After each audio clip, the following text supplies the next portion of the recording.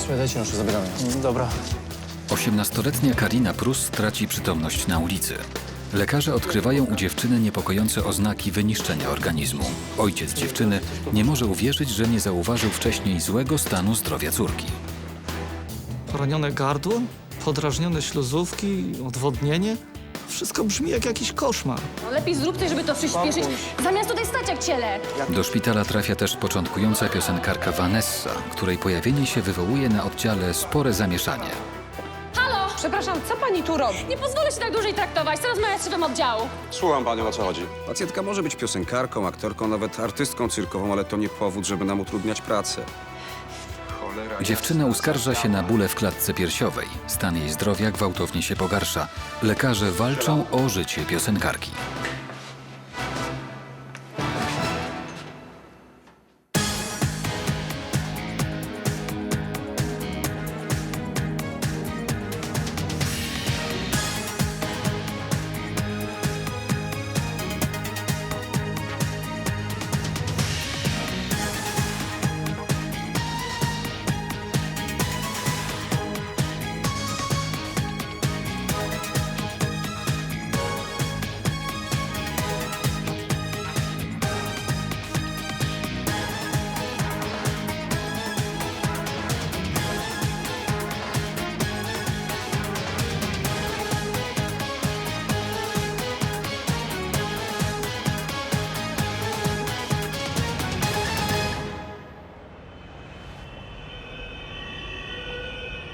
Ratownicy medyczni zostali wezwani do 18-letniej Kariny Prus, która zemdlała na ulicy. Na pogotowie zadzwonili przypadkowi przechodnie. Są przekonani, że dziewczyna ma atak padaczki. Tutaj leży, tutaj. Tu leży, tutaj. Co się stało? Szłam za nią i nagle usunęła się na ziemię bez czucia kompletnie. Cała zaczęła się trząść. Dobrze, że pojawił się ten chłopak, bo ja naprawdę nie wiedziałabym, co zrobić. Miałem przeszkolenie z pierwszej pomocy. Ułożyłem ją w bezpiecznej pozycji. Cały czas ma drgawki. Słuchaj, dajcie noszę, zabieramy. Dobra. Znacie ją? Noszę. Tyle, że z twarzy kojarzę, bo gdzieś tutaj mieszka, ale to nic poza tym. A wy ją znacie może?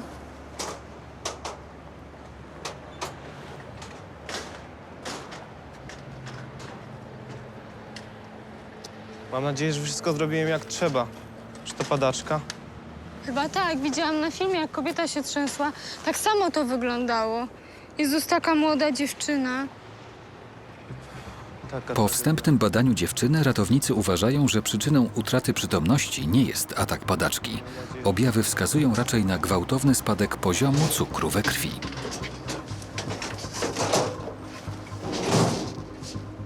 Dziewczyna była sama, więc nie wiadomo, czy choruje na cukrzycę. Ratownicy w pierwszej kolejności muszą sprawdzić, czy ich podejrzenia są słuszne.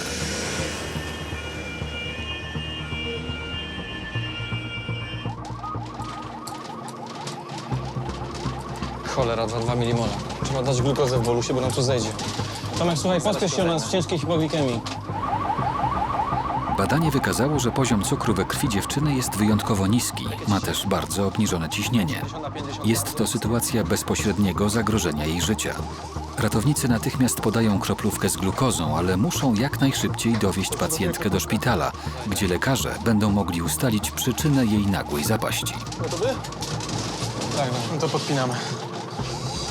To trzymaj z tej strony.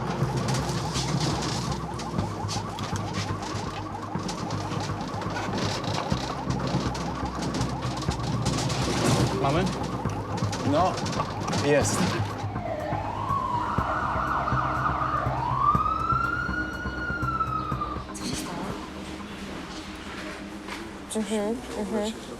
W czasie, gdy ratownicy walczą w karetce o życie 18-latki, na szpitalnym oddziale ratunkowym czeka na przyjęcie sporo pacjentów.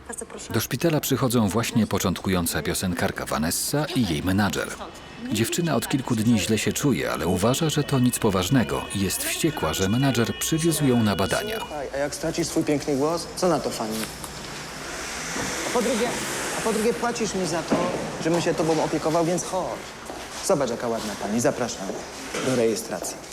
Dzień dobry. Dzień dobry. Czym mogę pomóc? Moją przyjaciółkę boli w klatce piersiowej. A od jak dawna? Od jakichś 2 dni. Dobrze, bardzo proszę przygotować dokumenty i dowód ubezpieczenia, Wie pani dobrze? co? Może byśmy to jakoś prywatnie obeszli. Zapłacimy. proszę Pieniądze pana. nie grają roli. Proszę pana, to nie zmienia faktu, że potrzebuje pana dokumenty i dowód ubezpieczenia, tak? Na oddział dotarła karetka z nieprzytomną dziewczyną, która zemdlała na ulicy. Pacjentką zajmie się dr Dominika Gajda. Ratownicy przekazują jej informacje o stanie 18-latki i o działaniach, jakie podjęli w drodze do szpitala. 50 wzrosło do 90/60. Dobrze, to połóżcie ją.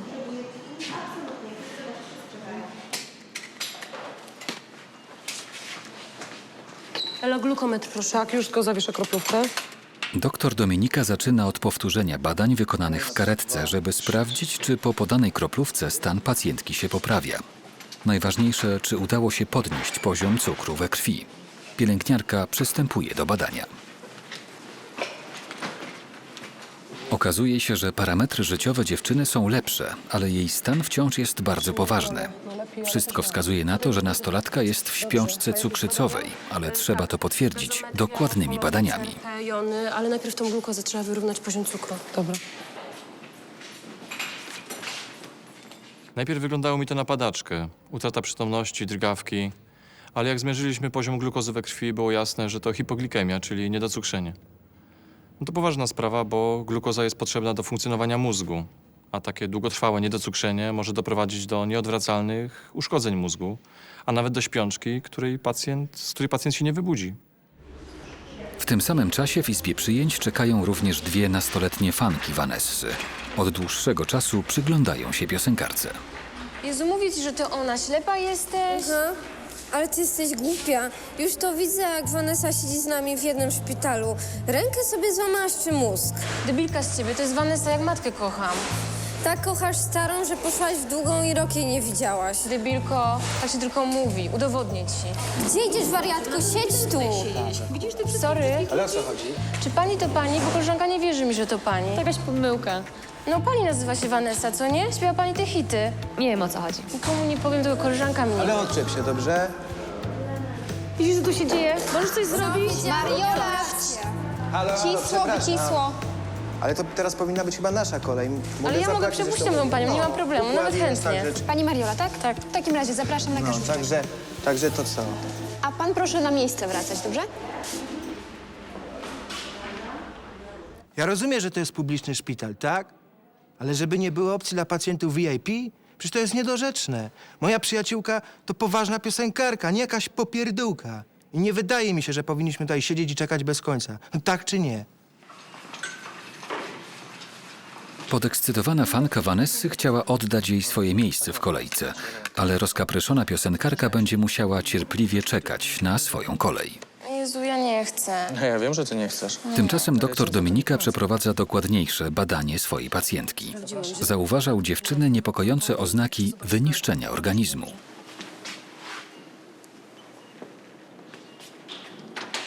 Podsychające śluzówki, owrzodzenia. Jest odwodniona? To najprawdopodobniej zęby i gardło w fatalnym stanie. A jak ten cukier? Już. 4,5. Rośnie. No to dobrze. Podejrzewasz cukrzycę? Obawiam się, że to może być to.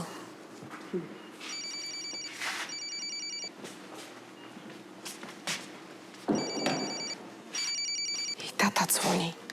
Odebrać? Odbierz. Halo? Dzień dobry, SOR, Elżbieta Sułowska przy telefonie. Nagły spadek poziomu cukru zdarza się u cukrzyków. Dziewczyna mogła po prostu wziąć za dużą dawkę insuliny albo nie dojeść. Ale to odwodnienie, zęby w katastrofalnym stanie, poranione gardło? Ona ogólnie wygląda na bardzo zadbaną. Chciałabym jednak porozmawiać z jej rodziną. Katarzyna Turek. Jest pani pewna? Czy może jest jeszcze ktoś ważniejszy? Proszę sobie darować te komentarze. Pół godziny później. Zirytowana Vanessa doczekała się na przyjęcie przez lekarza. Pacjentkę przyjmuje ordynator oddziału dr Piotr Wójtowicz. Na sali wciąż jest także fanka piosenkarki, którą zajmuje się dr Eryk Wajman. To pewnie coś nowego. Teraz się tam chodzi? Tak, tylko tam. Zajebisty klub. To znaczy bardzo fajny. Spokojnie. Takie słowa też znam, nie jestem aż tak stary. Pani Katarzyna Turek? Dobra, teraz jeszcze wypis i możesz iść do domu. Wiedziałam. Co? Co wiedziałaś? Wie pan, kto tam jest? Ta piosenkarka Vanessa. Od razu wiedziałam, że to ona. Uprzejma zdjąć okulary. No, od razu lepiej. Słucham, co pani dolega. Od 2 dni boli mnie coś w klatce piersiowej. Na pewno nic takiego, ale lekarz tak czy tak przekazał mi tu przyjechać, więc jestem. Nie mógłby mnie pan po prostu zbadać, coś zapisać? Nastoletnia fanka jest podekscytowana, ponieważ jest już pewna, że to jej idolka siedzi na sąsiednim łóżku. Okej. Pacjent z obserwacji gorączkowej ma 39,5. Dobra, zaczekasz tutaj. Okej.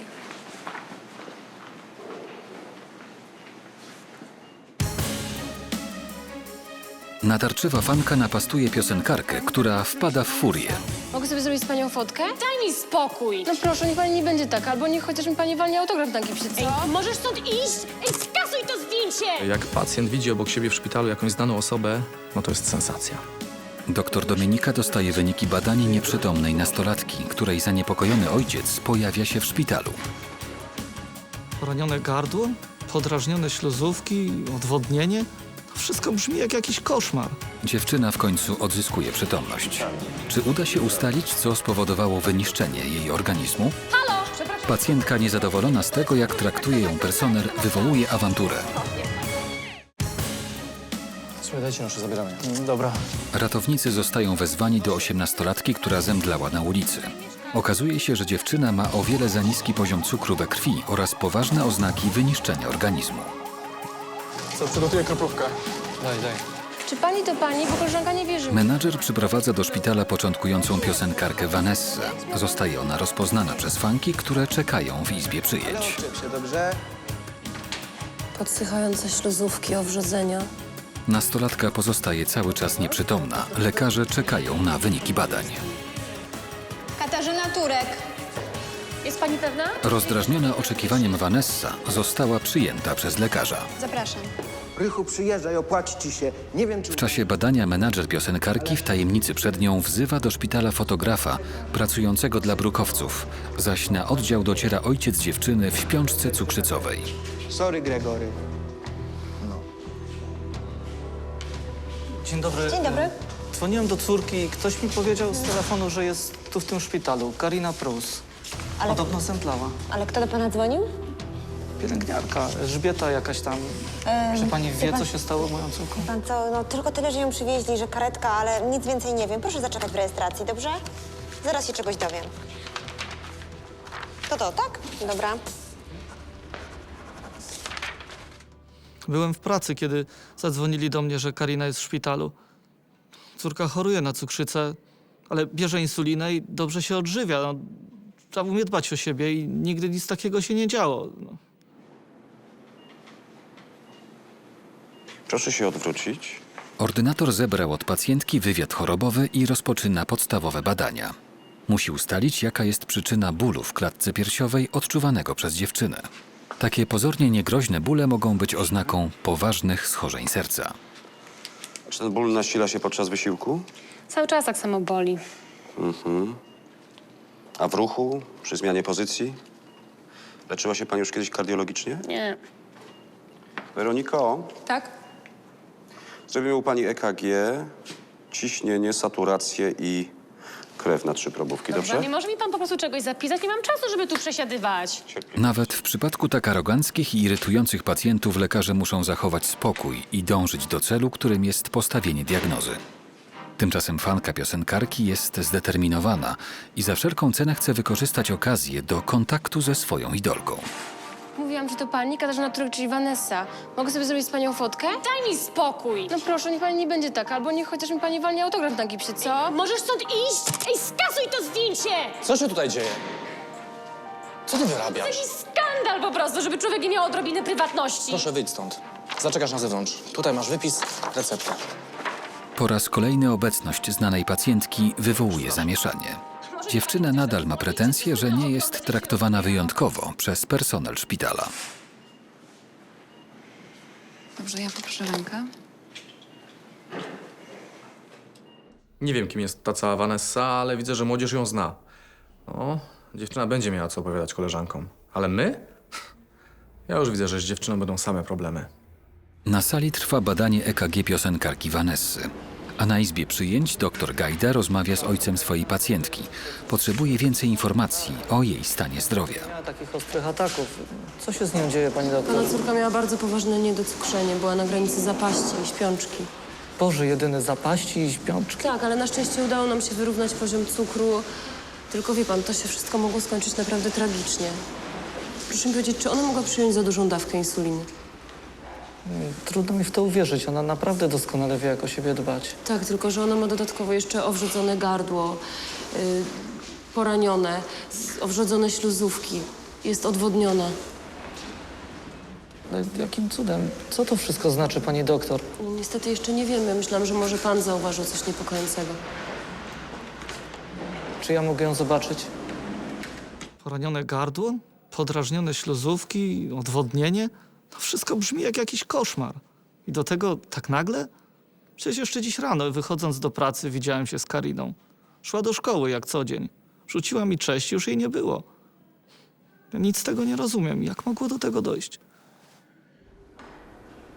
Pół godziny później. Dr Eryk ma chwilę przerwy w dyżurze.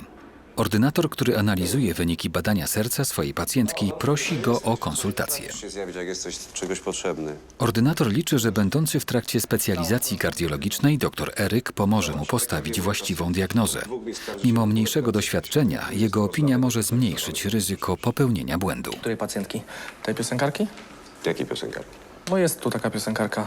Ja tam jeszcze nigdzie nie widziałem, ale ma tutaj nawet swoją fankę w szpitalu. Słuchaj, nieważne, czy tańczy, czy śpiewa. Co o tym sądzisz? No nieźle, no. Dodatkowe skurcze komorowe, przyspieszona akcja serca. A tutaj? Ujemne załamki. Ona się nie leczy na serce?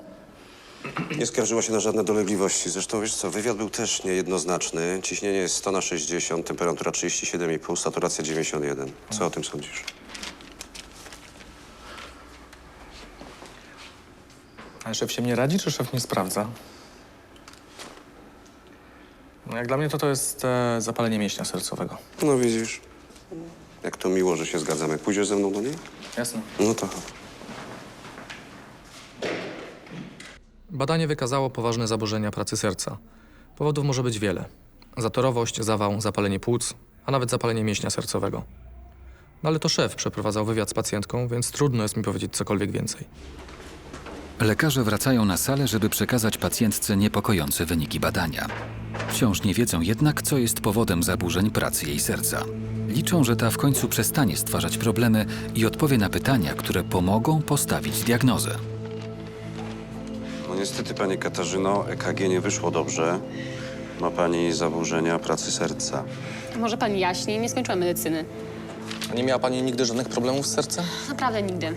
A może w rodzinie były jakieś choroby, wady serca? No dobrze, a nie wiem, może pani chorowała ostatnio, może jakaś infekcja grypowa, coś podobnego? Chorowałam, ale to jakieś parę tygodni temu. Dlaczego mi pani nie powiedziała? Już pytałem o to. Dlatego, że nie boli mi gardło, tylko klatka piersiowa. Może dlatego. Proszę mi pokazać to gardło. A? Proszę zamknąć.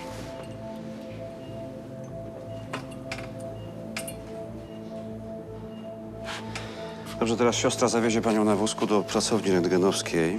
Jaki wózek? Pan zwariował? Jakie kolejne badania? Przecież ja tu jestem już 2 godziny, to jakaś przesada. I zrobi zdjęcie klatki piersiowej. Okazuje się, że rozkapryszona pacjentka ukryła przed lekarzami, że niedawno chorowała na grypę.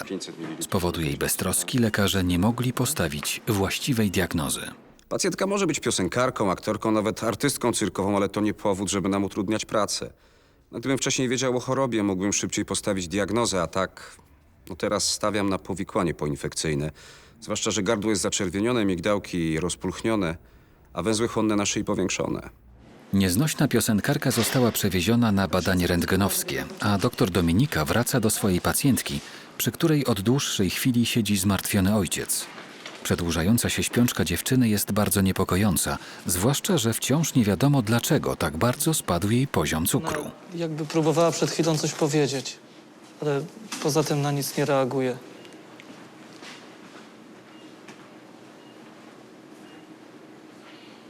Powinna się już wybudzić. Czy jej grozi coś poważnego? Są wyniki, pani doktor. Dziękuję. Glukoza skoczyła do 5. To dobrze. Anemia, kwasica ketonowa, bardzo niski potas. Kwaś... Pani doktor, co to znaczy No wszystko? to znaczy, że pańska córka ma wycieńczony organizm. Nie, to zupełnie niemożliwe. Dlaczego tak? No, proszę pana, ja też się pytam, dlaczego. To co, podajemy potas? Tak, potas i elektrolity. No Dobrze. i czekam, aż się wybudzi. Dobrze. Różne mogą być przyczyny takiego wycieńczenia organizmu. Jedną z nich mogą być zaburzenia odżywiania, ale anoreksja, no ona nie wygląda na anorektyczkę. Bulimia, no tą jest szczególnie trudno zdiagnozować, zwłaszcza, że te dziewczyny wyglądają w miarę zdrowo, nie są wychudzone. A ciągłe wymioty mogą powodować straszliwe spustoszenia w organizmie, brak witamin, minerałów, podrażnienia mechaniczne. Ja nie wiem, czy to jest przypadek Kariny, ale jak tylko się obudzi, muszę z nią porozmawiać. Pacjentka doktora Piotra jest już po badaniu rentgenowskim. Jest wściekła, że po raz kolejny musi czekać na rozmowę z lekarzem. I naprawdę to jest nie do przyjęcia. Najpierw kazali mi zrobić to zdjęcie, a teraz znowu mam czekać od początku w kolejce? Ale spokojnie, na pewno zaraz cię poprawię. Tak, zaraz mnie poproszą. Lepiej zrób coś, żeby to przyspieszyć, Spokój się. zamiast tutaj stać jak ciele. Jakie cię? Proszę o spokój. Co pan robi? Piotrek! Słuchaj, wypadł mi z tym aparatem, wypadł. Uspokójcie się państwo. Menadżer piosenkarki udaje, że nie ma nic wspólnego z pojawieniem się fotografa i wyrzuca mężczyznę ze szpitala. Czy to moja wina? Ochronę sobie wezwijcie. Proszę pana. To już kolejne zamieszanie sprowokowane przez Vanessę. Personel ma dość jej ekscesów. Piosenkarka nie poczuwa się do winy i idzie zrobić lekarzom awanturę. Halo! Przepraszam, co pani tu robi? Nie pozwolę się tak dłużej traktować. Chcę rozmawiać z szefem oddziału. Słucham panią, o co Jest chodzi. pan. Najpierw kazali mi czekać na przyjęcie, potem czekałam Bóg wie jak długo tam na sali, a teraz znowu mam czekać, aż ktoś mnie przyjmie z wynikami tego cholernego rentgena. Po pierwsze, proszę nie krzyczeć. Po drugie, nie jest pani jedyną pacjentką, którą się tutaj zajmujemy. I to, że pani oczekuje, nie jest złośliwością z naszej strony. A po trzecie, powinna pani być na wózku, gdyż podejrzewamy u pani zapalenie mięśnia sercowego i nie powinna się pani forsować. Teraz się proszę spokojnie położyć. My postawimy diagnozę, zastanowimy się, co z panią dalej robić. Rozumie pani, doktorze? Proszę. Ordynatorowi udało się uspokoić rozkapryszoną pacjentkę i idzie sprawdzić wyniki jej badań. Pani ściągnąć kurtkę. W tym samym czasie do szpitala przyjeżdża babcia dziewczyny, która jest w śpiączce cukrzycowej. Przy wejściu na oddział mija menadżera Vanessy, który rozlicza się z fotografem. Śmieją się z piosenkarki, która nie zorientowała się, że cała akcja była ustawiona. Szefa, że będziemy was straszyć procesem, ale niech się nie boi. Udobrucham naszą gwiazdeczkę. To co, w kontakcie? Dokładnie. Trzymaj się. Kto się mówi, nieważne co o nas piszą, ważne, żeby pisali w ogóle. Ja wiem, Kaśka jest przewrażliwiona na swoim punkcie, ale to przecież moja praca, żeby wykazać się kreatywnością. Oczywiście to jest wersja między nami, bo oficjalnie, cóż, no podli paparazzi polują na nią dzień i noc. Babcia pacjentki chorej na cukrzycę szuka jej ojca. Kobieta ma do niego pretensje o niewłaściwą opiekę nad dziewczyną. Robert? Dzień dobry, mamo. No ale co się stało, że Karenka zemdlała? Gdzie ona jest? Nie wiem, cały czas jest nieprzytomna. Ale co się stało? Wypadek miała czy coś? Wypadek nie, ale mówią, że miała hipoglikemię i że ma wyniszczony organizm. Nic z tego Bzdury nie jakieś. rozumiem. No. Bzdury jakieś. Jak Już mogło ja się, do tego dojść? No. Już ja się wszystkiego dowiem. Proszę pani? Proszę pani? Wiesz co, no kurczę, masz wyraźnie powiększone serce. No tak jest, patrz, zastój krwi w małym krążeniu. W tak młodym wieku. W tym czasie ordynator i doktor Eryk analizują prześwietlenie klatki piersiowej pacjentki. Podejrzewają, że cierpi ona na zapalenie mięśnia sercowego, ale ostatecznie potwierdzą to dopiero wyniki badania krwi. Tak byśmy mieli 100% pewność. O, Eryk. Pacjentka nam się uczy. Doktor Piotr zauważa, że dziewczyna chora na cukrzycę zaczyna budzić się ze śpiączki. Gdzie ja jestem? W szpitalu. Zemdlałaś. Pamiętasz, jak się nazywasz? Karina Prus. Idę po doktor Gajdę. No, nic więcej nie pamiętasz? Siostro, proszę przynieść wody. Ale powoli, powoli, dobrze? Nie kręci ci się w głowie? Cześć, Karina. Czekaliśmy, aż się obudzisz. Pacjentka doktor Gajdy w końcu odzyskała przytomność po kilkugodzinnej śpiączce, która mogła doprowadzić do jej śmierci. Doktor Dominika ma nadzieję, że teraz dowie się od dziewczyny, dlaczego ma tak wyniszczony organizm. Tymczasem laboratorium przysłało wyniki badań krwi drugiej pacjentki, które potwierdzą lub wykluczą wstępną diagnozę lekarzy. CRP, leukocytoza, potas. No tak jak myślałem. Co pan myślał? Może mi pan z łaski swojej świeci. Ta infekcja, którą pani nie wyleczyła, spowodowała powikłania. Efektem tego jest zapalenie mięśnia sercowego. Musimy panią przewieźć na kardiologię.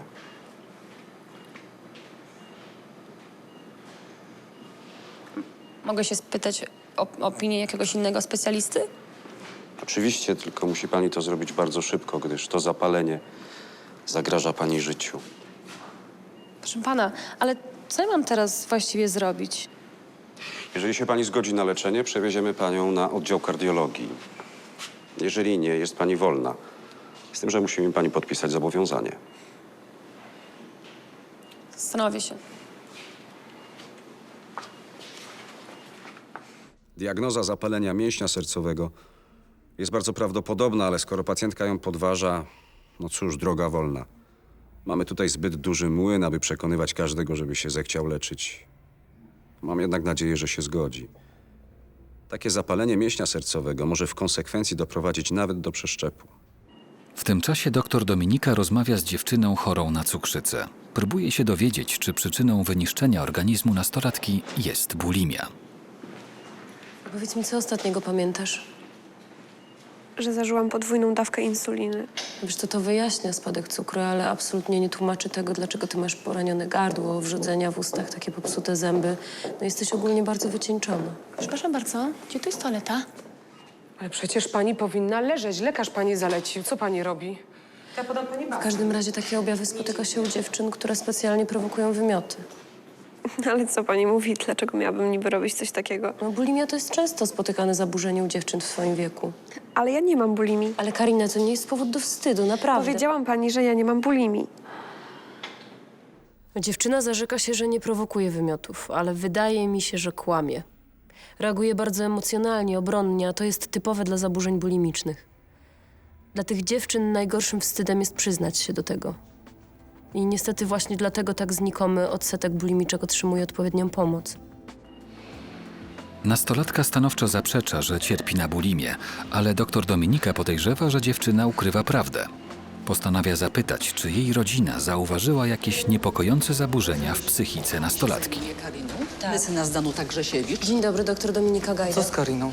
Odzyskała już przytomność, ale niestety cały czas jest bardzo słaba. To wszystko z powodu tej cukrzycy? Cukrzyca Przepraszam, cukrzyca wywołała hipoglikemię, ale to nie tłumaczy ani poranionego gardła, ani wycieńczenia organizmu. To znaczy, że ona jeszcze na coś jest chora? Podejrzewam, że może cierpieć na bulimię. Ale Że co? Bulimia to jest takie zaburzenie, które... Moja droga, no ja wiem, co to jest bulimia. Głupie dziewczyny jedzą i wymiotują, żeby nie przytyć, ale moja wnuczka czegoś takiego nie robi. Proszę pani, wszystkie symptomy u Kariny jasno wykazują, że ona... Ale co mnie obchodzą pani symptomy? Ja znam swoją wnuczkę. To jest mądra, inteligentna dziewczyna. Doskonale się uczy, zdaje teraz na prawo, a pani sugeruje, że ona robi coś tak obrzydliwego? No, moja droga, niech pani z łaski swojej poprosi jakiegoś bardziej doświadczonego lekarza.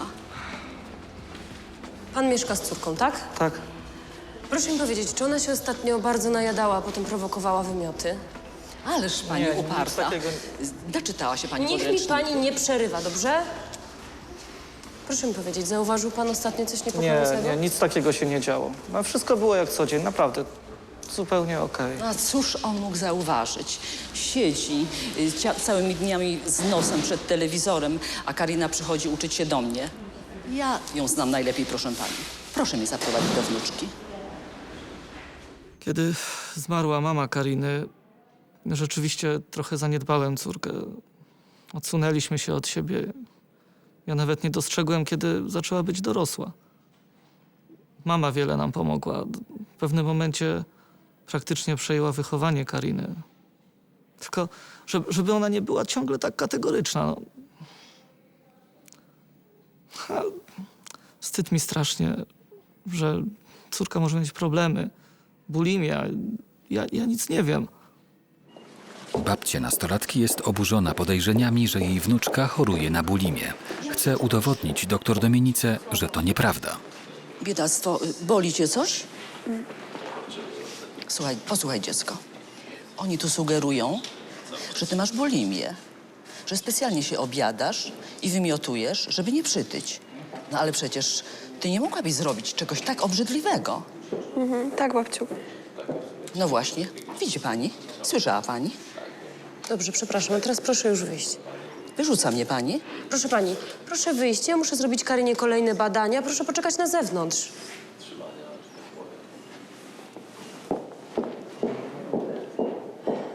Karina, skoro twierdzisz, że nie masz bulimii, to musimy ci zrobić gastroskopię.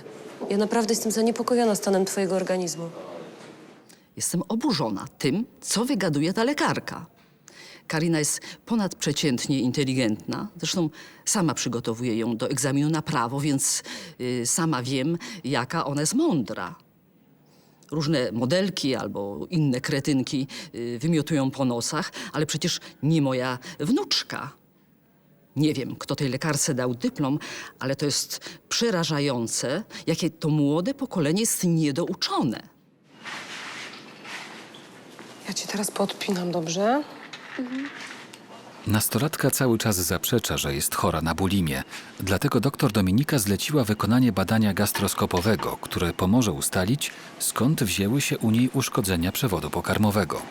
Dziewczyna jest załamana i wyraźnie przeżywa rozmowę z babcią. Na sali jest również piosenkarka Vanessa, która wcześniej słyszała, jak dziewczyna zaprzeczyła, że cierpi na bulimię. Piosenkarka sama kilka lat temu pokonała tę chorobę i chce pomóc zrozpaczonej nastolatce. Mogę na chwilę sobie usiąść? Ja panią znam. Pani jest tą piosenkarką. Pozwól sobie pomóc, naprawdę może być inaczej. Co pani może o tym wiedzieć? Źle się pani czuje? Stan zdrowia pacjentki nagle się pogarsza. Sytuacja jest krytyczna. Eryk, Piotr, szybko. Proszę pacjentka, szybko. Lekarze przystępują do reanimacji. Czy uda się uratować życie piosenkarki? Cholera jasna, zadziałaj. Strzelam.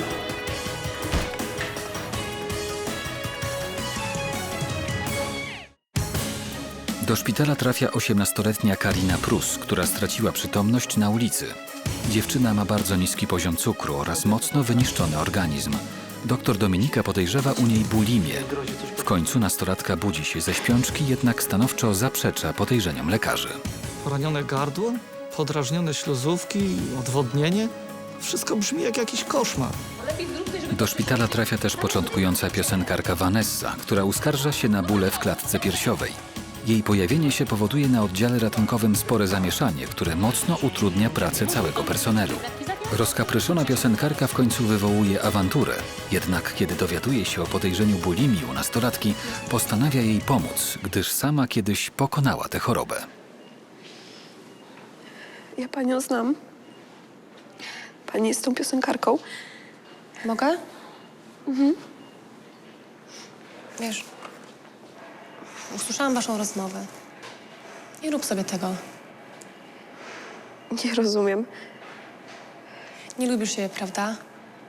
Pewnie myślisz, że jesteś nic nie warta. Pozwól sobie pomóc, naprawdę może być inaczej. Co pani może o tym wiedzieć? Nie rób sobie tego. Tylko tyle chciałam ci powiedzieć. Pani jest taka idealna. Jest pani piosenkarką. Ma pani super życie. Co pani może wiedzieć o takiej dziewczynie jak ja?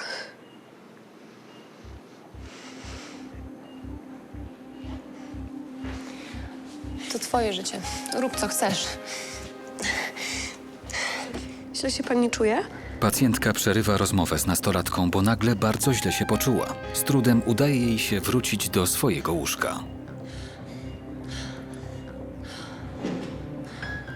Biorę cię na gastroskopię. Chce pani sprawdzić, co się dzieje z tamtą panią?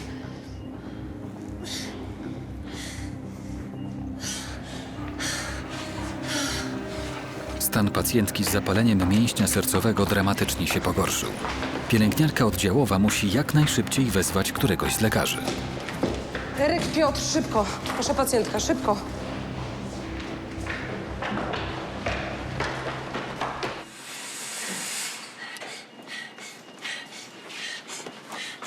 Co jest? Często skurcz komorowy. Cholera jasna. Ela, 150 amiodaru, miligramów dożylnie i magnez w kroplówce. Dobra. Eryk, ściągnij mi anestezjologa. Tak jest. I przygotujcie mi defibrylator. Ela, gdzie ten No amiodaron? jestem, lecę. Okazuje się, że stan pacjentki jest krytyczny. Jeśli szybko nie uda się przywrócić normalnej pracy jej serca, dziewczyna może umrzeć. Teraz liczy się każda sekunda. Lekarze przystępują do reanimacji. Saturacja spada. Eryk! Nie ma wolnego anestezjologa. Dobra, nie będziemy czekać, robimy kardiowersję. Środek usypiający i ambu, proszę. Ela, ładujemy. Dobra. Do 100. Okej. Szybciej, szybciej. Usypiaj. Dobra, nałóż żel. Odsuńcie się.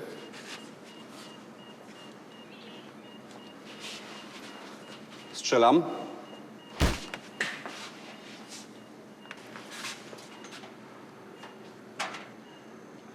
No i wróciła.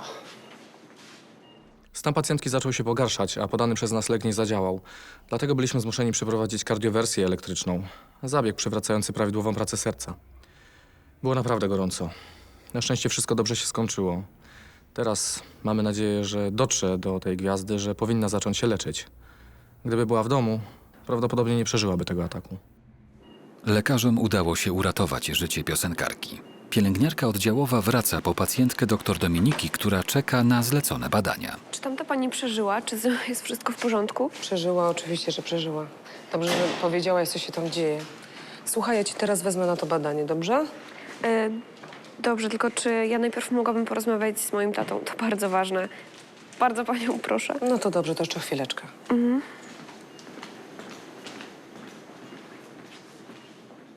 Widziałam, że ta piosenkarka przyszła, żeby porozmawiać z Kariną. Nie słyszałam, o czym rozmawiały, ale Karina jest teraz jakaś inna. Zgodziłam się na tę rozmowę z ojcem. Gastroskopia może zaczekać. 15 minut później. Stan pacjentki jest już stabilny, ale lekarze wciąż nie wiedzą, czy dziewczyna zgodzi się na leczenie szpitalne. Ale nas pani nastraszyła. Musi pani zostać na oddziale kardiologicznym. Panie doktorze? Kardiologia to mój oddział. Zapewni pani osobistą opiekę. 2-3 tygodnie i będzie pani się czuła śpiewająco. Zostawiam panią w naprawdę dobrych rękach. Tymczasem na salę wchodzi ojciec dziewczyny z podejrzeniem bulimii. Nastolatka jest gotowa, żeby szczerze z nim porozmawiać. Tato, ja mam ci bardzo ważną rzecz do powiedzenia. Słucham, córeczko. Posłuchaj, ja nie chcę być taka jak babcia, nie chcę iść na studia prawnicze i tak naprawdę jeszcze nie wiem, kim chcę zostać w życiu. To za wcześnie. Nie musisz być prawnikiem. Naprawdę, masz tyle czasu przed sobą. Wszystkie wybory są I chcę twoje. się leczyć, tato. Chcę być zdrowa, chcę być normalna, tylko musisz mi w tym pomóc. Oczywiście, że ci pomogę. Obiecuję, Karinko. I przepraszam, że mnie nie było przy tobie przez ten cały czas.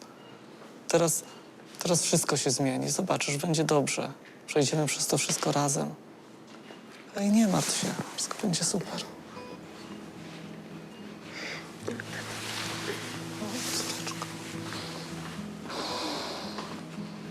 Doktor Dominika cieszy się, że dziewczyna zrozumiała swój problem i ma nadzieję, że dzięki wsparciu ojca pokona bulimię.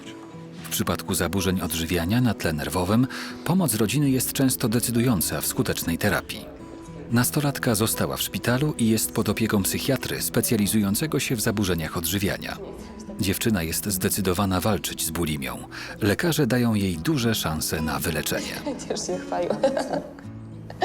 Dokładnie. Też się bardzo cieszę z tego.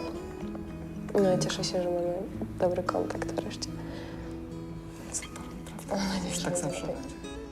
Za każdym razem obiecywałam sobie, że to już ostatni. Ale nie umiałam przestać. Wstydziłam się bardzo tego i zaczęłam nienawidzić siebie. Ale na szczęście tata okazał się super i dzięki niemu tak naprawdę uwierzyłam w to, że mogę wyzdrowieć. Tymczasem piosenkarka Vanessa doszła już do pełni sił po chorobie serca. Jeszcze podczas pobytu w szpitalu powróciła do dawnych zajęć i wykorzystuje każdą okazję do zdobycia popularności. Lekarze przekonali ją, by postarała się nie utrudniać im pracy. Lekarze mogą sobie mówić, co chcą. Ja i tak wiem, dlaczego to wszystko się stało. Prawda jest taka, że ja jestem tak wrażliwą osobą, że moje biedne serduszko tego po prostu nie wytrzymało. Chyba sobie nawet napiszę piosenkę na ten temat. Nic mi nie powiedzieli. Jak nie chcesz tu siedzieć, to idź. Do szpitala przychodzi dziewczyna, u której lekarze podejrzewają zmiany neurologiczne w mózgu. Ona od dziecka była cicha i spokojna. Nigdy się tak nie zachowywała. Dziewczyna jest zazdrosna. Siostra podrywa jej chłopaka. Wiem, że zabrzmi to nieprawdopodobnie. Larwy w oku, larwy w mózgu. Snowboardzista. Upadek bez utraty przytomności. Pogotowie przywozi snowboardzistę, który miał wypadek na stoku. Początkowo jego kontuzja wygląda zupełnie niegroźnie i lekarze chcą wypisać go do domu. Co się dzieje? Noga? Ale ta druga, kolano. Jednak niespodziewanie stan chłopaka pogarsza się. Okazuje się, że ma raka kości. Co się dzieje? Mateusz? Mateusz? Słyszysz mnie, Mateusz? Cokolwiek by to nie było, to cholerstwo, to ja będę z tym walczył. Dziewczyna, żeby schudnąć, połknęła larwy tasiemca. Jej organizm jest wyniszczony. Niech pani na mnie spojrzy, niech pani na mnie spojrzy.